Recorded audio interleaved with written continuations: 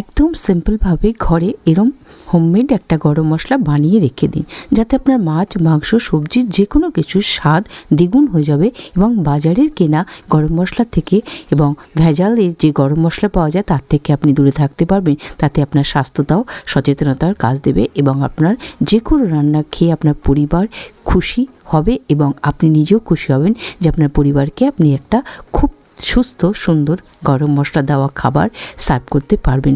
চলুন দেখে নিই কীভাবে। যদি ভিডিও ভালো লাগে ভিডিওকে লাইক শেয়ারের সাথে সাথে চ্যানেলে নতুন হলে প্লিজ চ্যানেলকে সাবস্ক্রাইব করে আমার সাথে থাকবে। দেখতেই পাচ্ছেন আমি নিয়ে নিচ্ছি কিছুটা দারচিনি। তো দারচিনির কোয়ান্টিটি যতটা নেবেন ততটা আপনি এখানে কীভাবে কী নেবেন সেটা চলুন আমি বলে দিচ্ছি। নিয়ে নিলাম দারচিনি, দারচিনির সাথে কতগুলো এলাচ নিলাম।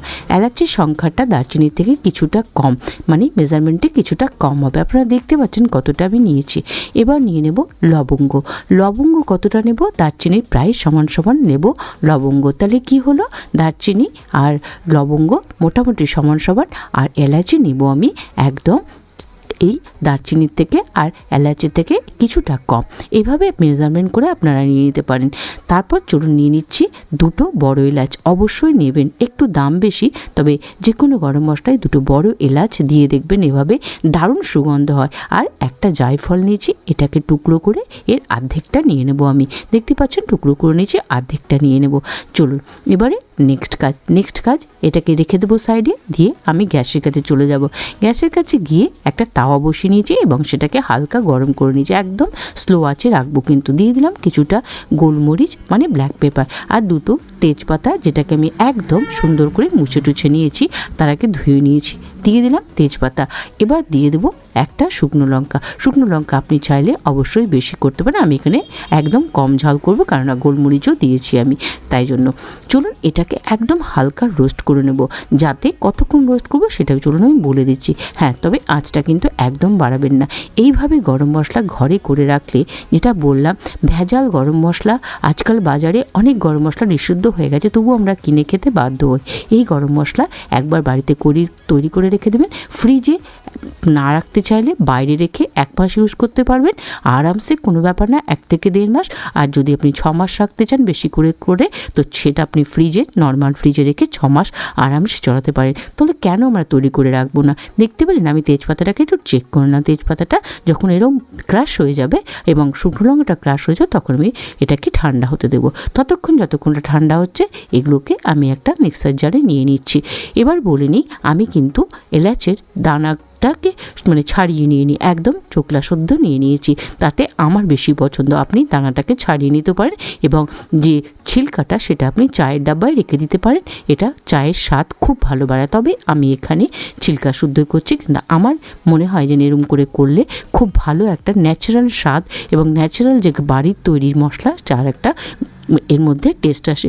চলুন দেখতে পেলেন আমি তেজপাতাটা মুড়িয়ে আপনাদেরকে দেখিয়ে দিলাম, আর শুকনো লঙ্কাটা দেখিয়ে দিলাম, আর গোলমরিচটা নিয়ে নিলাম। সবগুলোকে নিয়ে কীভাবে আমাকে এটাকে পিষে নিতে হবে চলুন আমি দেখিয়ে দিচ্ছি। এটাকে এবার বন্ধ করে আমি এটাকে পিষে নেব। এবার পিষে নিয়ে কি করতে হবে দেখুন, প্রথমবারে এই মিনিট 2 মতো চালিয়ে নিয়েছি। চালানোর পর দেখতে পাচ্ছেন কিছুটা সেই যে চোকলাগুলো মানে এলাচের চোকলাগুলো দেখতে পাওয়া যাচ্ছে, তাই এটাকে কি করতে হবে আর একটু আমি চালিয়ে নেব। তো এই মুহূর্তে আমি একটা কথা বলে দিই, আপনারা লাস্টে কিন্তু এটাকে একদম একটা ভালো স্ট্রেনারে ছেঁকে নিতে পারেন, মানে চেলে নিতে পারেন, কিন্তু আমি সেটা করব না। আমার বাড়িতে আমাকে পছন্দ হয় এরম ধরনের স্ট্রং একটা, অল্প একটু যে মশলা দিলে খুব সুন্দর গন্ধ আসবে, এরম একটা গরম মশলা অল্প একটু দেবেন। মাছে, মাংসে, যে কোনো নিরামিষ সবজি, আমিষ সবজি, পনির, সব কিছুতে আপনি এই গরম মশলাটা ইউজ করে জাস্ট দেখবেন। আর কিচ্ছু বেশ তেমন কিছু দিইনি আমি, যেটা আমরা সবাই হাতের কাছে পেয়ে যাই। তো চলুন আমি এই গরম মশলাটা বা কী করবো, এরকম একটা এয়ারটাইট কন্টেনারে ভরে মাসখানিক আমি অল্প একটু করেছি, তা আমার এটা দিন 10-15 মধ্যে শেষ হয়ে যাবে, তাই আমি বাইরে রেখে দেবো। ওই যে বললাম, যদি আপনি চান তাহলে কি করবেন, তাহলে বেশি করে 6 মাসের জন্য যদি করতে চান তাহলে করে এটাকে ফ্রিজে রেখে দিতে হবে, নর্মাল ফ্রিজে। তাহলে ভিডিওটা কেমন লাগলো অবশ্যই আমাকে জানাবেন এবং কেমন লাগলো একটা কমেন্ট করে জানাবেন, এবং এরম করে গরম মশলা তৈরি করে আপনারাও রেখে দেবেন বাড়িতে। তাতে ওই আপনার তরকারির স্বাদ ভীষণ ভালো হবে এবং মাংসের স্বাদও খুব ভালো হবে এবং আপনার খাওয়ার সবাই গুণ গাইবে। তাহলে হলো না একটা ভীষণ ভালো বুদ্ধি, কিন্তু খাটনি কিছুই নেই এবং তেমন কোনো জোগাড় করতে হয়নি গরম মশলা করার জন্য। তো দেখা হবে নেক্সট ভিডিওতে এরকম সিম্পল টেস্টি রেসিপির সাথে। আজকেরটা যদিও কোনো রেসিপি না, কিন্তু ভীষণ একটা উপকারী ভিডিও। কেমন লাগলো অবশ্যই জানাবেন। চ্যানেলে নতুন হলে চ্যানেলকে সাবস্ক্রাইব করে আমার সাথে থাকবেন আর একবার ট্রাই করে দেখবেন এরকম ধরনের গরম মশলা ঘরে তৈরি করে রাখলে কতটা উপকার।